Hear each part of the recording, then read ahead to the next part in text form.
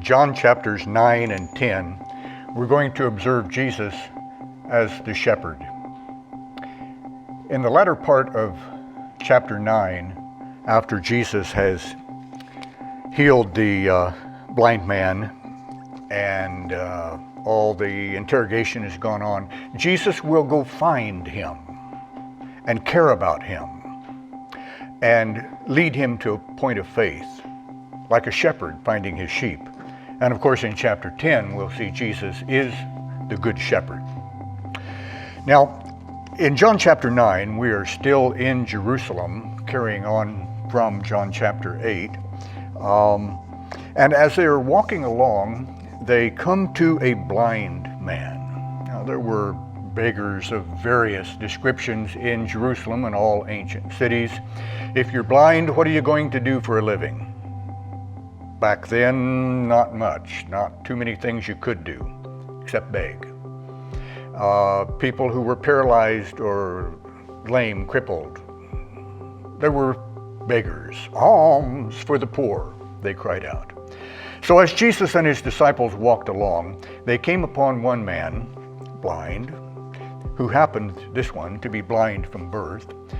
And the disciples asked Jesus an odd question. Master, who sinned, this man or his parents, so that he was born blind? Odd, isn't it? Now, many people believe that bad things happen as a penalty from God. Bad things happen to bad people.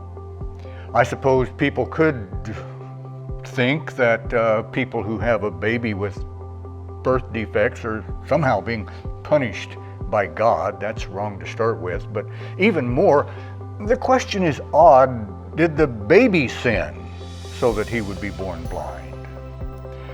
It turns out that the Jews of that time did believe there was a category of sin called prenatal sin. It may have gone back to the time that Jacob and Esau were fighting and struggling in the womb before they were even born. But somehow it made sense to them to ask, did this man before he was born sin, or did his parents sin? Because surely it was one or the other that caused him to be born blind. Jesus said, neither. Neither this man sinned nor his parents. First of all, we need to learn that when things happen like that in life, they are not automatically to be taken as an indication that somehow God is punishing me for something. Jesus said, this man was born blind so that the glory of God might be displayed. Now, there's a technical point here that I do feel like I need to make, and that is this, that in verse 2, the question about so that he was born blind, the word for so that is the same in verse 2 and in verse 3. In verse 2, we're clearly talking about a result and not a purpose. Let me explain the difference. To make it purpose, we would say, did the parents sin in order that they could have a blind baby? Or did the baby sin so that he could be born blind? That would be purpose. And that would be an even more nonsensical question. In verse 2, the word is to be taken not as purpose, but as result. Someone sinned, parent or child, with the result, unintended, but nonetheless the result that he was born blind. The same word is used in verse 3, although usually not understood there. Usually verse 3 is converted into purpose so that God intentionally makes a man blind, so that he can later unblind him and look like the good guy. I would greatly prefer to understand verse 3 as saying this: it was not that this man sinned with the result of blindness, nor that his parents sinned with the result of blindness, but the result of this whole situation is that God is going to be glorified. So, as we look at that blind man, and as we look at many tragedies of life, the right question is not why did this happen, but what is going to come out of it. And so God is going to be glorified. And Jesus takes mud, spits on some dirt and makes mud. Jesus is so very physical in the Gospel of John. He makes mud and he smears it on the man's eyes.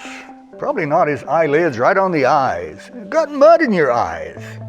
And then he says, go wash in the pool of Siloam. He sends him to a pool whose very name means sent. And so the man goes and he comes back seeing. It's a miracle. Jesus and the disciples are gone by now. And an interrogation begins. And people are saying, isn't that the guy that used to sit and beg? And others said, well, no, it's not that guy because this guy can see. And the man said, I am the man. And so they went and told the Pharisees, something's going on here we don't understand. And they went for the authorities. And the authorities come to investigate.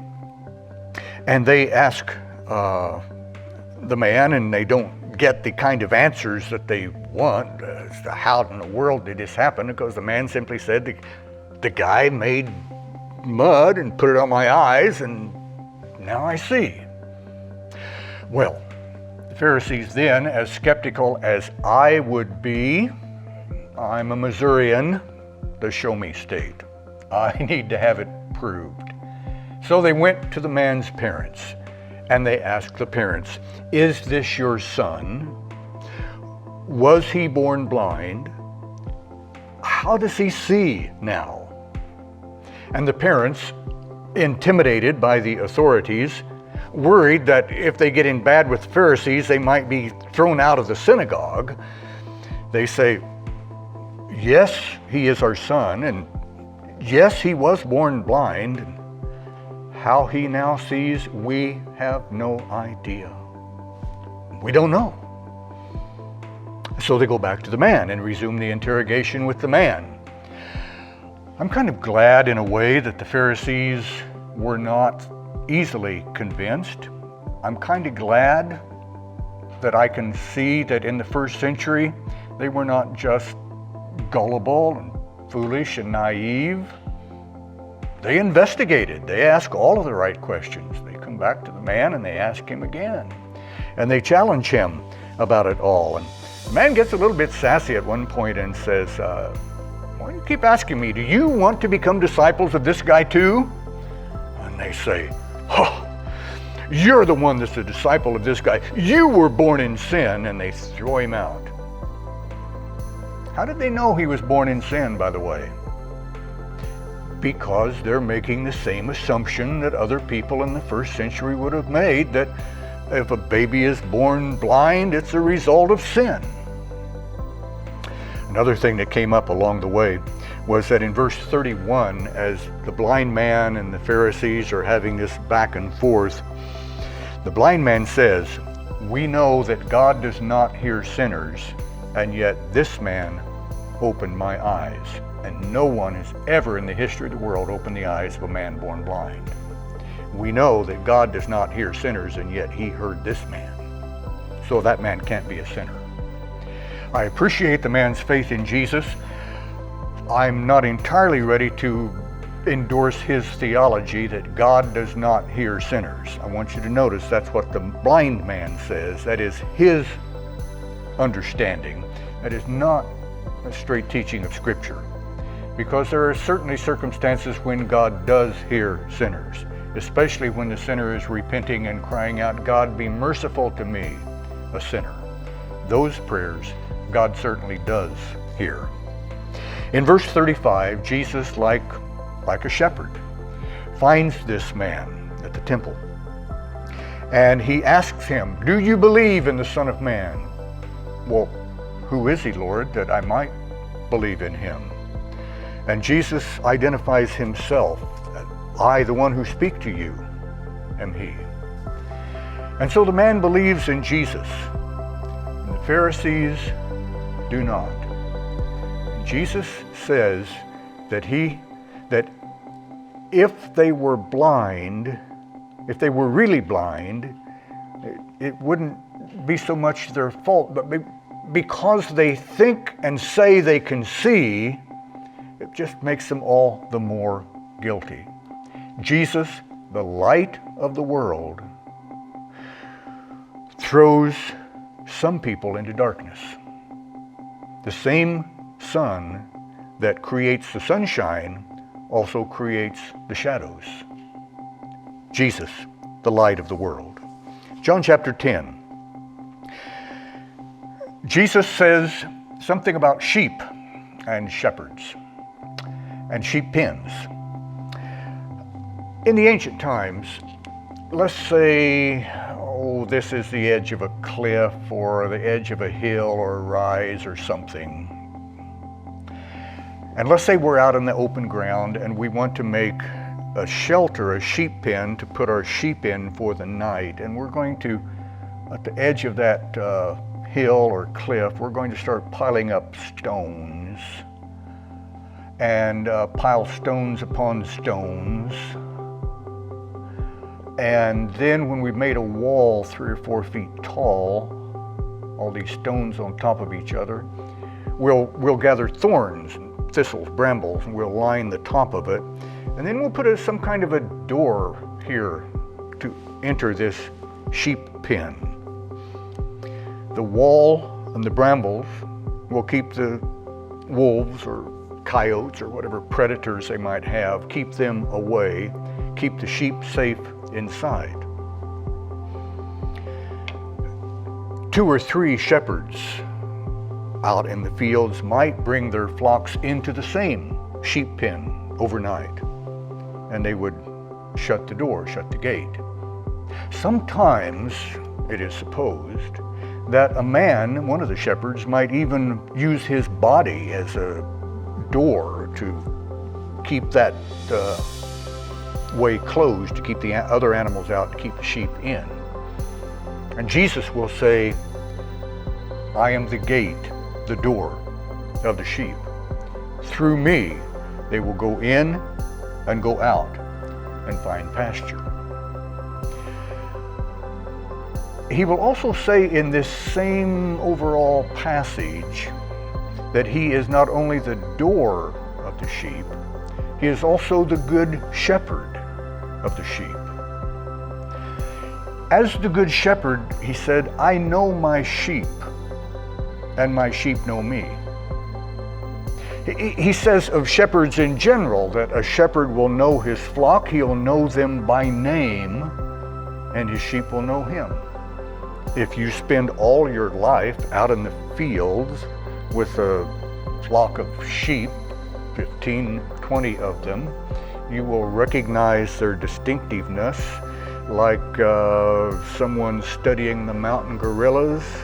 You put a name on each one. You get to know them, identify them. Shepherd knows his sheep by name, and the sheep know the shepherd.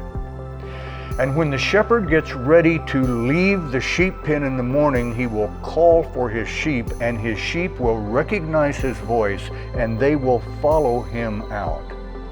They did not have sheepdogs in the Holy Land.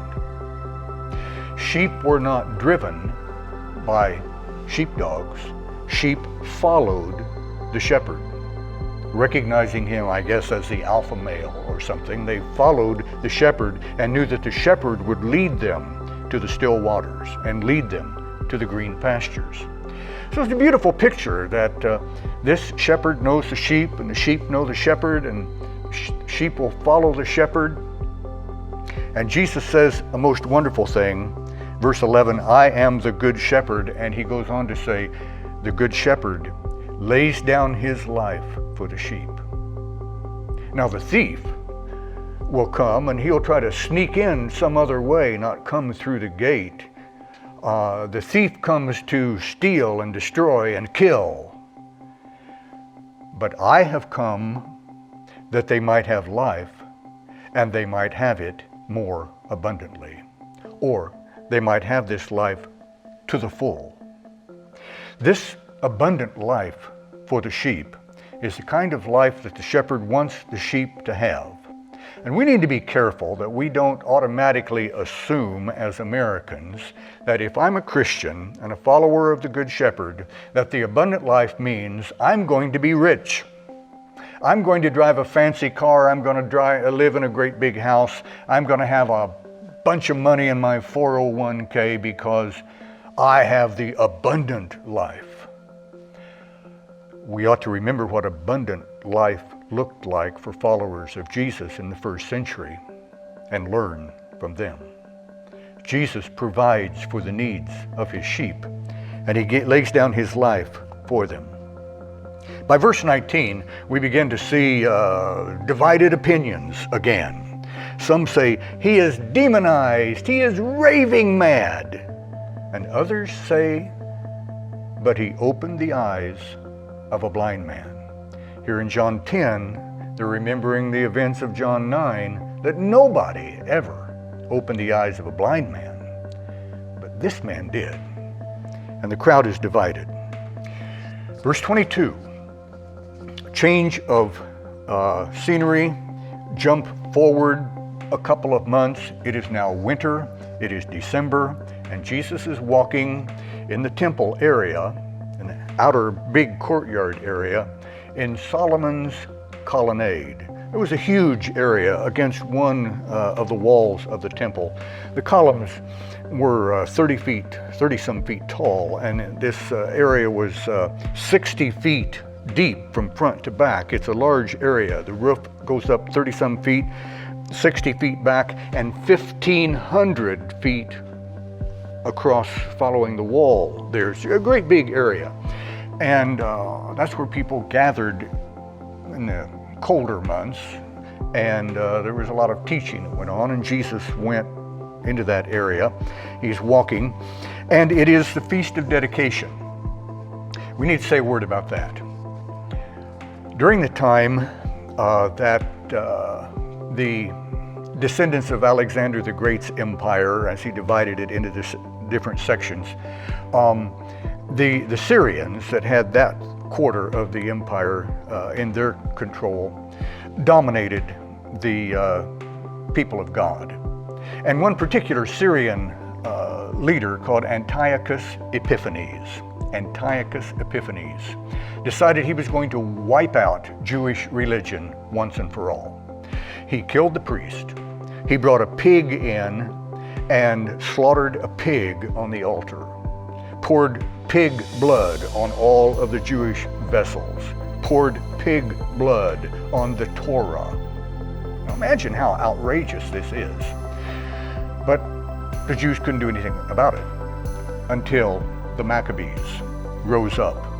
And under the Maccabees brothers, a revolt against this Syrian leadership happened, and over a period of about 3 years, they overthrew their leadership, and in 165 BC, they restored the temple.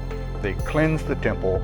They found a Torah that had not been sullied. Some of the priests that had gone into hiding are brought back, and everything is made new again. It is the renewal, the rededication, the cleansing of the temple under the days of the Maccabees. And they celebrated that from then on.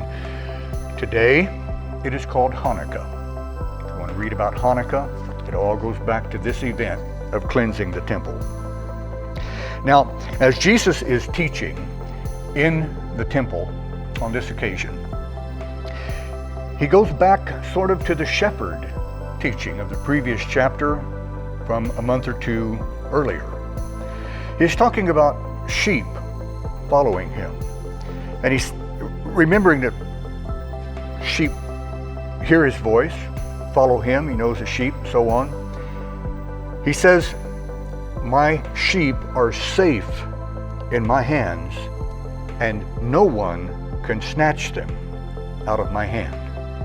And that's wonderful security to know that if we are Jesus' sheep, if we are following our shepherd, no one can take us away from Jesus, neither height nor depth, angels, principalities, all that kind of thing separate us from the love of God in Romans 8. If we are following Jesus, we are safe in his hands.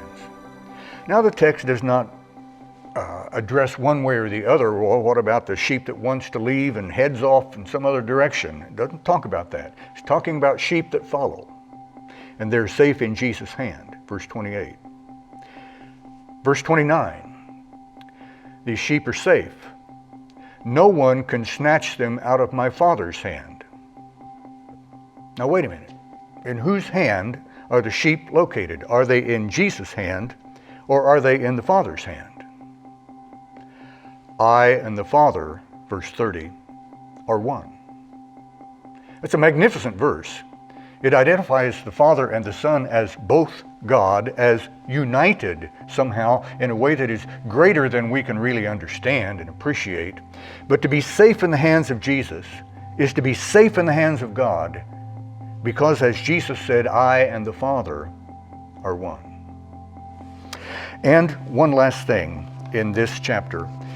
Along about verse 35, there is a discussion where Jesus is trying to find a way to help these people understand that it is appropriate that he can identify himself with the Father and even be called God. He refers back to a place, an obscure text in the Old Testament, where God is addressing some magistrates, powerful people, put in position to have delegated authority from God, and their great disappointments. And God is going to kick them out of office. And in that context, God is talking about their ruling position as sort of deputies in his behalf, and he addresses them as Elohim, the Hebrew word for God. Jesus' point is, if he could call those guys gods in the Old Testament, then how much more is it appropriate that the one whom God sent into the world should be called God? Now that's the argument to be followed. Some groups, namely the Jehovah's Witnesses, have distorted that and made a mess out of it. But the overall point is this, that if God could call those guys Elohim, how much more appropriate is it that his own Son should be called Elohim or God? And in verse 35, along the way, Jesus makes an even more important point for our purposes when he says, Scripture cannot be broken. Even an obscure text in the Old Testament that most of us have never heard of or couldn't find, even an obscure text is still 100% true. Every text, from the creation to the crossing of the Red Sea, Jonah and the whale, everything there, to the miracles of Jesus, to the resurrection, to the last words of the book of Revelation, Scripture cannot be broken. There are arguments today among theologians about how to understand Scripture and how to parse whether it is inspired or infallible or what exactly it is. You and I, as followers of Jesus, need to share the view of Jesus and accept Jesus' statement about Scripture. Scripture cannot be broken.